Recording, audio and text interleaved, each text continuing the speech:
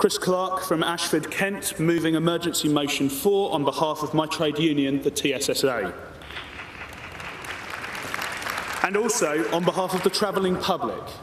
Conference, I want to talk to you today about the great train robbery. Last year, train companies received £172 million for delays from taxpayer-funded Network Rail. How much of that money do you think they passed on to passengers? Just £10 million. So what do you think happened to the other 162 million? It's a scandal, Conference. It's a scandal. Yet the fact that train companies are happy to rip off the taxpayer as well as the fare payer should come as no surprise, for that is the logic of privatisation. These companies exist to make money. The only way to stop this happening again is to take the profit motive out of Britain's railways for good. I've worked in the industry. I've worked in the rail industry for 12 years. My day job is an office-based role. But this summer, I, like thousands of others across the country, volunteered to work in a frontline role alongside regular station staff. Talking to commuters and visitors to the UK, I kept hearing the same thing. Thank goodness for the staff on our stations who did such a great job of helping our passengers get to their destinations. The last Labour government asked Roy McNulty to prepare a report on how best to cut the cost of Britain's railways. Interestingly, the millions being taken out of the industry to line shareholders' pockets aren't in McNulty's sight. Instead, he's identified a list of stations where he says ticket offices should be closed. Aylsham, Barming, Birchington and Broadstairs. Charing, Chestfield, Deal and Ainsford. Folkestone West, Greenhithe, Ham Street and Harrietsham. Higham, Kernsey, Lenham and Maidstone West. Martin Mill, Northfleet, Pluckley and Queenborough. Sandling, Sandwich, Sheerness-on-Sea and Shepherd's Well.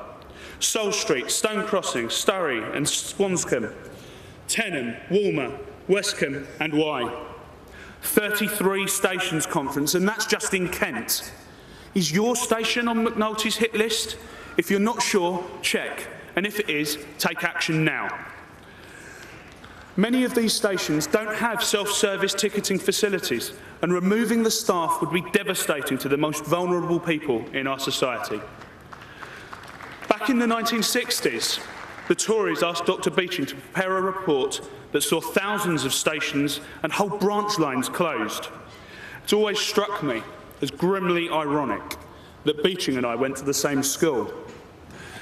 Well, this old boy is not in favour of closing ticket offices and de-staffing rural stations.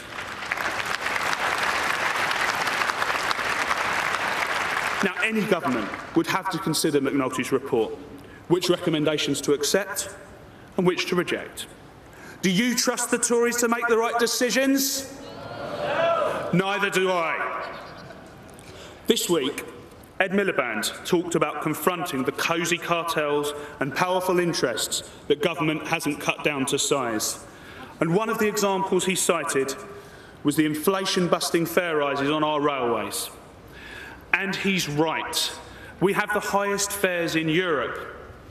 This is my annual season ticket from Ashford to London.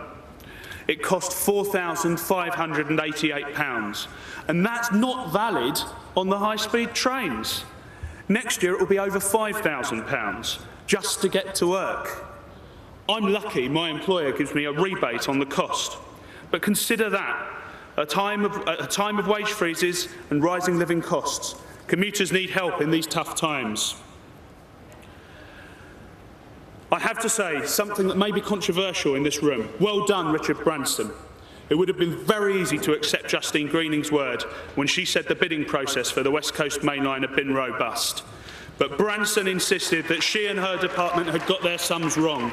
And well done to Maria Eagle and her shadow transport team, who have been saying for weeks that this needed looking into. Now, The new Transport Secretary has admitted that the franchising process for the West Coast Main Line was flawed, and he's also announced a pause on several other franchises. But we've seen before what happens when the Tories press pause. They wait for people to look away, and then they hit fast forward. But the song remains the same: fragmentation and failure. Sideline the staff, sell off the service, sell out the passengers. Conference, it's time to change the record, because we can have a people's railway, an integrated national network where managers, staff and passengers cooperate, where trains are not separated from track and where people are put before profit. Read my lips, Conference, no new franchises. And Conference, it's time to send the gravy train into the sidings. This government is now ready to depart. Conference, I move.